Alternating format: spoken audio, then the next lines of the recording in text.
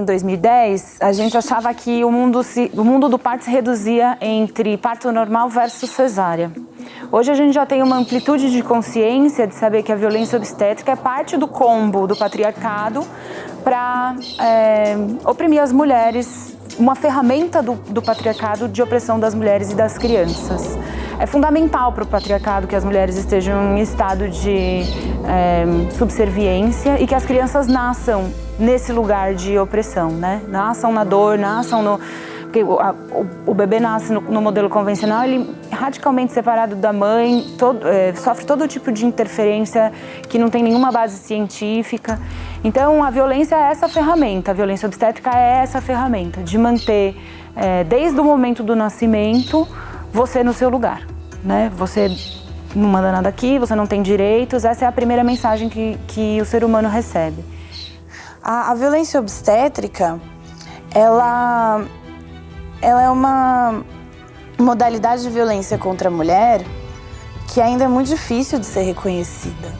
A gente tem a estatística de uma em cada 4 mulheres teriam sofrido violência durante o parto, que vem da pesquisa da Perseu Abramo, mas essa estatística, ela pode ser muito maior se a gente pensar que muitas mulheres sequer sabem que existe violência obstétrica e que o que foi feito a elas configura violência obstétrica. E a gente tem que ter em mente que a violência obstétrica não é só no momento do parto. É algo que pode acontecer ainda na gestação, durante o pré-natal, no parto em si e no pós-parto também. Porque muitas vezes a mulher tá, por exemplo, ela tá gestando e aí ela vai procurar o médico dela, ela é induzida a uma cesárea sem real indicação, isso é considerado uma violência obstétrica.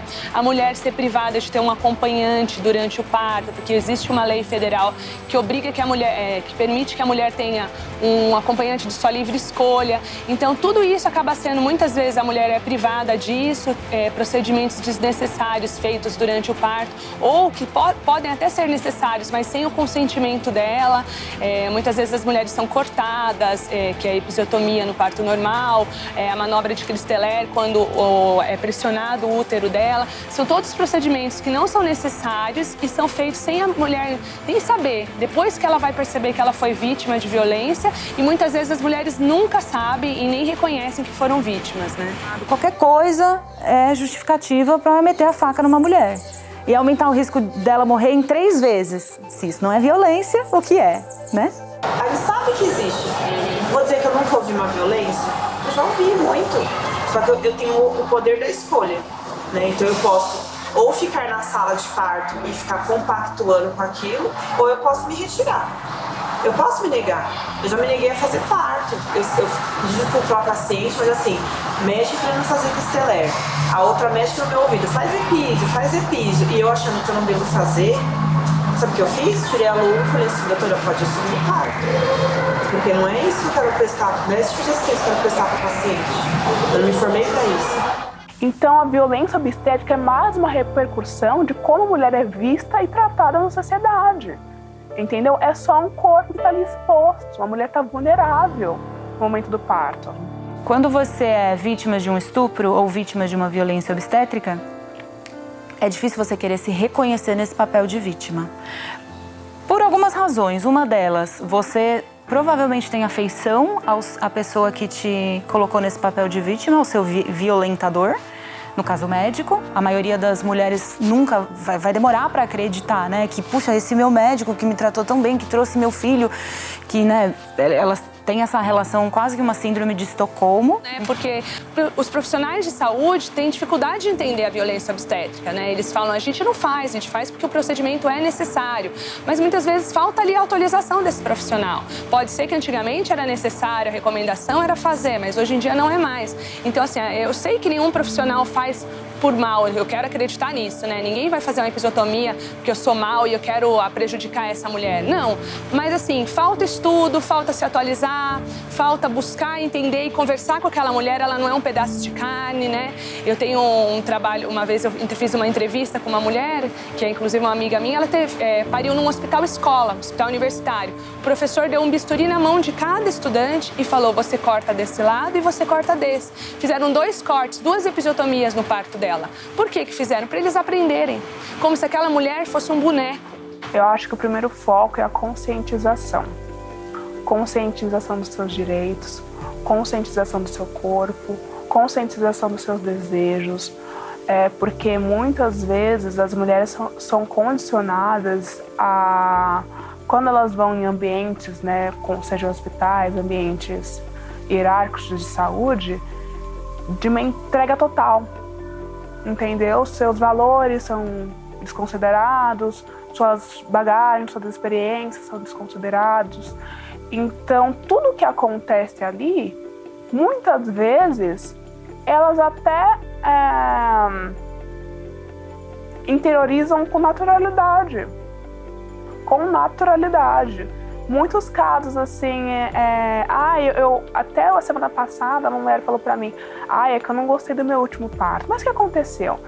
Nossa, é que empurraram minha barriga de um jeito. Você não vai fazer isso comigo não, né, moça? Como se isso fosse normal.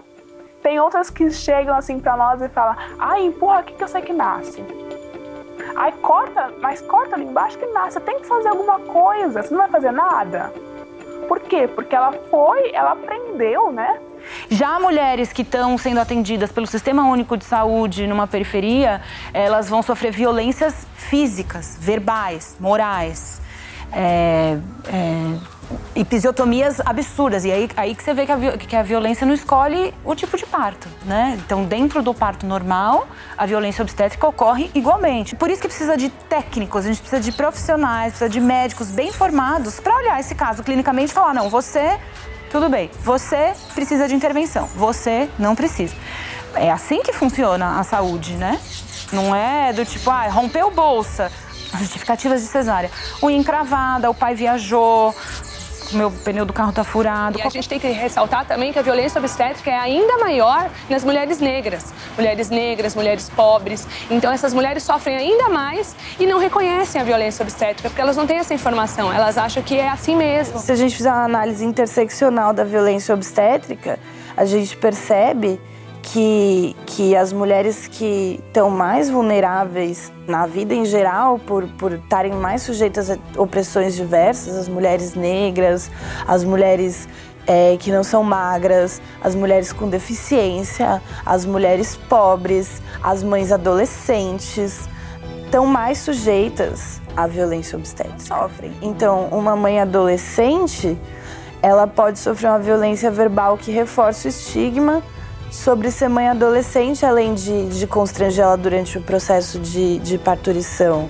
Uma mulher negra, ela tem a tendência de ter menos acesso à analgesia e também de ser menos examinada. Então, numa dessas, às vezes passa alguma complicação, uma patologia que deveria ter sido descoberta e não é, porque o médico não quis tocar aquela mulher.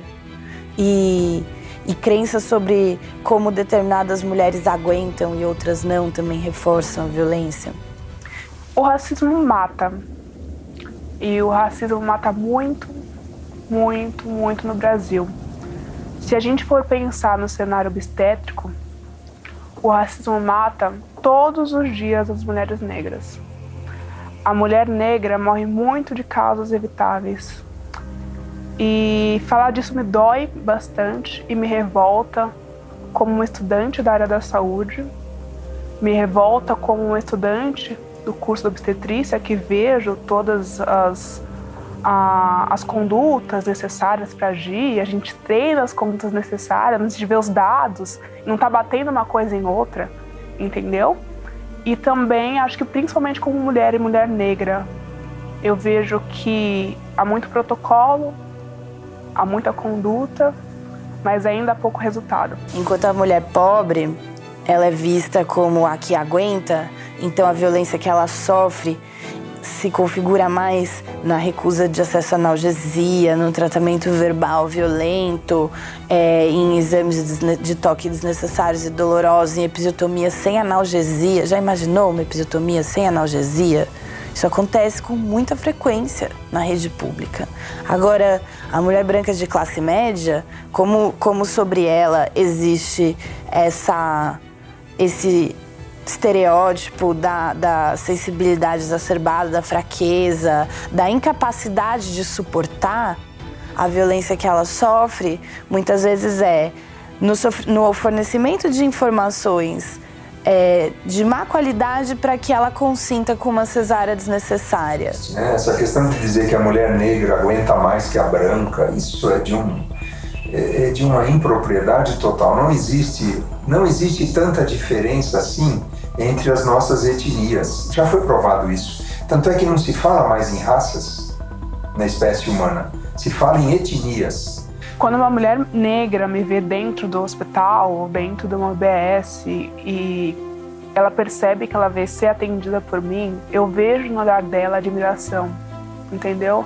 Eu acho que é uma relação que a gente estabelece muito íntima, porque eu entendo aquilo que ela passa, eu entendo porque eu vivo.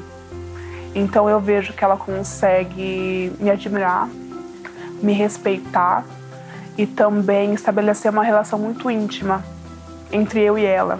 Ela é importante para mim, eu sou importante para ela também. Eu, na verdade, quando eu vejo que tem uma mulher negra no atendimento, eu tento protegê-la.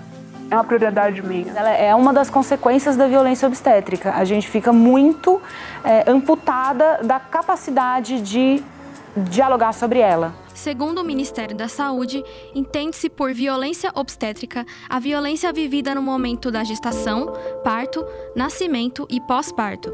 Ela é evidenciada, entre outros, pela violência física, psicológica, verbal, simbólica e sexual.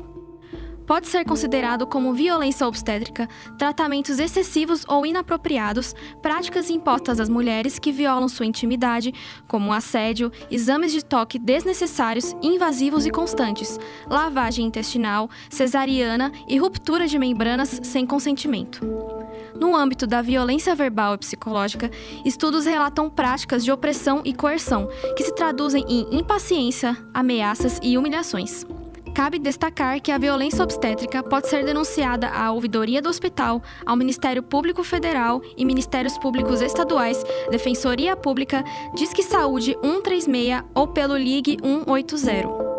Caso a mulher seja beneficiária de planos de saúde, pode denunciar também à Agência Nacional de Saúde Suplementar, ANS.